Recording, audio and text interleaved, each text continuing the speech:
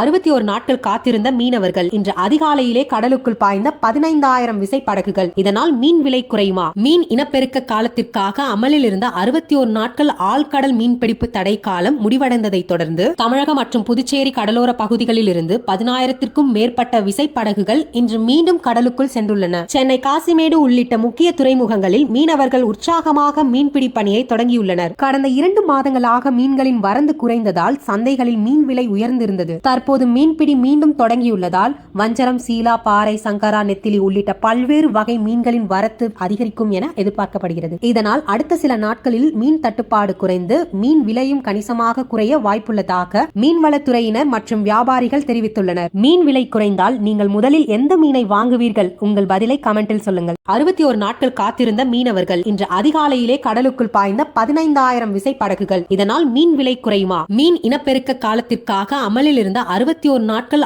ஆழ்கடல் மீன்பிடிப்பு தடை காலம் முடிவடைந்ததை தொடர்ந்து தமிழகம் மற்றும் புதுச்சேரி கடலோர பகுதிகளில் இருந்து 10,000க்கும் மேற்பட்ட விசைப்படகுகள் இன்று மீண்டும் கடலுக்குள் சென்றுள்ளன. சென்னை காசிமேடு உள்ளிட்ட முக்கிய துறைமுகங்களில் மீனவர்கள் உற்சாகமாக மீன்பிடி பணியை தொடங்கியுள்ளனர். கடந்த 2 மாதங்களாக மீன்களின் வரத்து குறைந்ததால் சந்தைகளில் மீன் விலை உயர்ந்திருந்தது. தற்போது மீன்பிடி மீண்டும் தொடங்கியுள்ளதால் வஞ்சரம், சீலா, பாறை, சங்கரா, நெத்திலி உள்ளிட்ட பல்வேறு வகை மீன்களின் வரத்து அதிகரிக்கும் என எதிர்பார்க்கப்படுகிறது. இதனால் அடுத்த சில நாட்களில் மீன் தட்டுப்பாடு குறைந்து மீன் விலையும் கணிசமாக குறைய வாய்ப்புள்ளதாக மீன்வளத்துறையினர் மற்றும் வியாபாரிகள் தெரிவித்துள்ளனர். மீன் விலை குறைந்தால் நீங்கள் முதலில் எந்த மீனை வாங்குவீர்கள்? உங்கள் பதிலை கமெண்டில் சொல்லுங்கள்.